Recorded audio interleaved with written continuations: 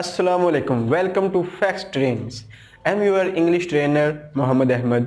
Students, English is an international language and it is understood all over the world. तो इस लिहाज से जबकि ये पूरी दुनिया में बोली जाती है, if we talk about Pakistan, if we talk about Saudi Arabia, if we talk about Canada, if we talk about India, all these countries are speaking in English language mostly. Use कर रहे हैं, आजकल हमारी ज़रूरत बन गई है. तो मैं ऐसे टॉपिक्स आपके लिए लेके आता हूँ कि जो आपको लिखने में भी मदद दे और बोलने में भी मदद दे. डियर स्टूडेंट्स, हमारी लाइफ में इंग्लिश ग्रामर हो या स्पोकन हो या लिखने का अंदाज हो या बोलने का अंदाज हो, use of has, have, had, can, could, should, इनका इस्तेमाल बहुत ज़्यादा है. लेकिन unfortunately we have no environment of English around here. हमारे इर्द गिर्द इंग्लिश का माहौल नहीं होता और बाज़-औक़ात हमें टीचर्स नहीं मिल पाते, बाज़-औक़ात हम बैकवर्ड एरियाज से बिलोंग करते हैं तो हमें अच्छी इंग्लिश सिखाई नहीं जाती. तो that is a problem for us. But don't worry, believe me, it's not a rocket science and I'm sure that you will be able to speak fluently because nothing is impossible in this world, everything is possible. लेकिन ये बात just एक practice की है. अपने अंदर का जो आपका डर है, फियर है, हेजिटेशन है, उसको ख़त्म कर दें तो इंशाल्लाह आप लोग सीख जाएंगे.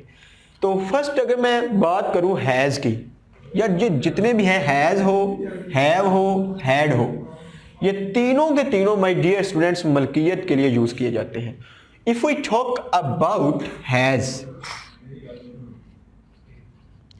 अगर आपने कहना है उसके पास एक अच्छा घर है, उसके पास एक अच्छा घर है, तो आप मलकियत शो करेंगे he has a good house.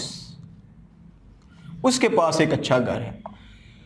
उसके पास एक कलम है, ही हैज अ पेन. उसके पास एक चेयर है, ही हैज अ चेयर. उसके पास एक कार है, ही हैज अ कार. अगर इसकी जगह आप शी लगा देंगे फिर भी ये हैज ही आएगा. याद रखिएगा, ही हो, शी हो, इट हो, इनके लिए use of has.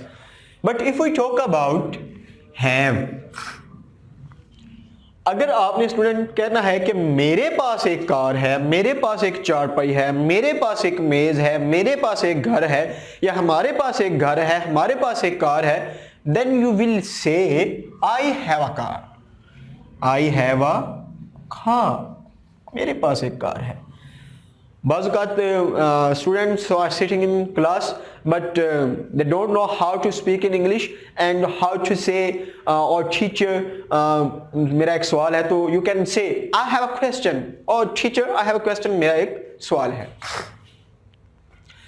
If we talk about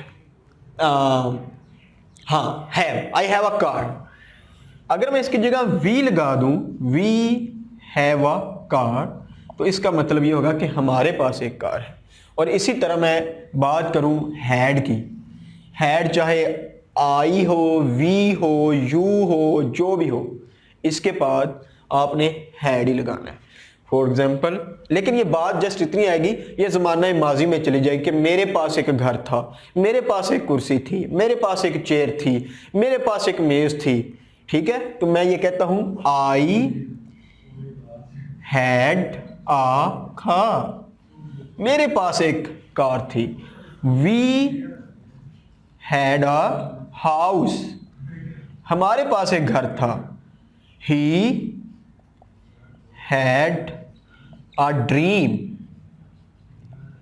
उसका एक ख्वाब था. तो डियर स्टूडेंट्स, होपफुली आपको यूज ऑफ हैज, हैव और हैड की समझ आ गई होगी. लेकिन इसके बाद एक बहुत बड़ी गलती करते हैं हम लोग. हम फॉर एग्जाम्पल इफ वी से कि मेरे पास एक घर नहीं है तो हम कहते हैं आई हैव नॉट हाउस. गलत है बेटा जी, आई हैव नॉट नहीं आता, आई हैव नो आता है. ये जितने भी सेंटेंस हैं उनके बाद नो लगा देने से नेगेटिव बन जाता है. For example if I say he has no good house, उसके पास एक अच्छा घर नहीं है। आई हैव नो कार, मेरे पास अच्छी कार नहीं है। वी हैव नो कार, हमारे पास कार नहीं है। आई हैड नो कार, मेरे पास कार नहीं थी। We had a house, we had no house, हमारे पास घर नहीं था। He had a dream, he had no dream, फिर आर्टिकल भी खत्म हो जाता है। तो इस तरह ये बनता है negative. But if we talk about use of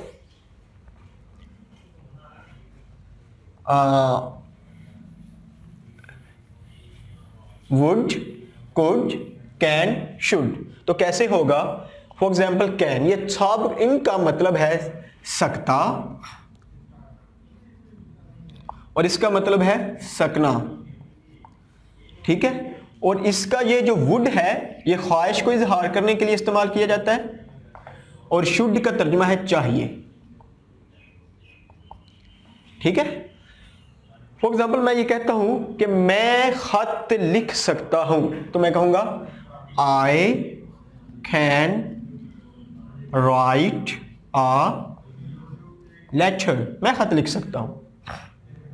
अगर यही बात मैं कहूं मैं खत लिख सकता था, तो मैं कहूंगा I could write a letter. और इसको मैंने नेगेटिव बनाना हो तो I can't write a letter, I couldn't write a letter. इसी तरह अगर यूज ऑफ वुड की बात की जाए, if we talk about use of would, तो ख्वाहिश का इजहार किया जाता है। For example if we say I would become a doctor, मैं डॉक्टर बनना चाहूंगा।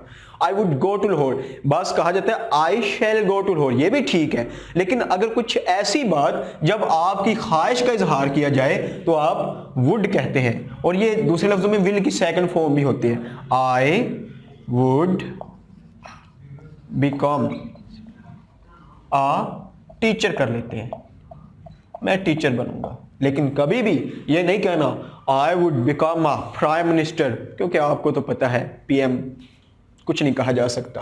But if we talk about should, should का तर्जुमा चाहिए में होता है। जब हमें कोई तर्जुमा चाहिए में हो, फॉर एग्जाम्पल मैं कहता हूं मुझे कलम चाहिए, या मैं कहता हूं कि मुझे लाहौर जाना चाहिए, या मैं कहता हूं कि मुझे सोना चाहिए, या मैं ये कहता हूं मुझे मुस्कुराना चाहिए, या मैं ये कहता हूं मुझे टाइम से खाना चाहिए, या मैं कहता हूं कि मुझे रात को पढ़ना चाहिए, या मैं कहता हूं कि मुझे रेगुलरली पढ़ना चाहिए। तो इन चाहिए का तर्जुमा कहां पे होता है? शुड के साथ। अब मैं तर्जुमा करता हूं शुड का। फॉर एग्जाम्पल मैं कहता हूं वी शुड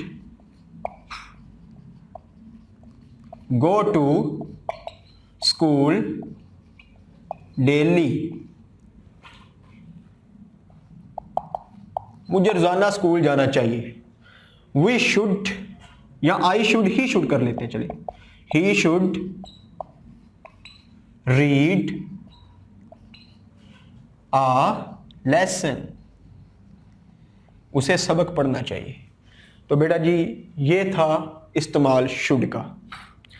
तो होपफुली उम्मीद करता हूं कि आपको ये समझ आ गई होगी। तो आज का जो हमारा लेक्चर था वो था use of has, have, had, उसके बाद कैन, कुड और शुड। कमेंट्स बॉक्स में बताइएगा कि कहां पर आपको प्रॉब्लम है और इसकी मजीद प्रैक्टिस कीजिएगा, क्योंकि लैंग्वेज कोई भी हो, इंग्लिश हो, सराइकी हो, फ्रेंच हो, उर्दू हो, पंजाबी हो, बंगाली हो, बगैर प्रैक्टिस के नहीं आती। बट डोंट फियर, आपने इससे डोंट बी फियर, इससे डरना नहीं है, कभी भी नहीं डरना है। जितना आप डरेंगे आप कुछ नहीं कर पाएंगे, लेकिन जैसे जैसे आप बोलते जाएंगे उतना ही आप अच्छा बोलेंगे, because it's not a rocket science, it's everything is possible in this world. तो तब तक के लिए अल्लाह हाफिज, मिलते हैं एक और लेक्चर के साथ नेक्स्ट वीडियो में। Thank you.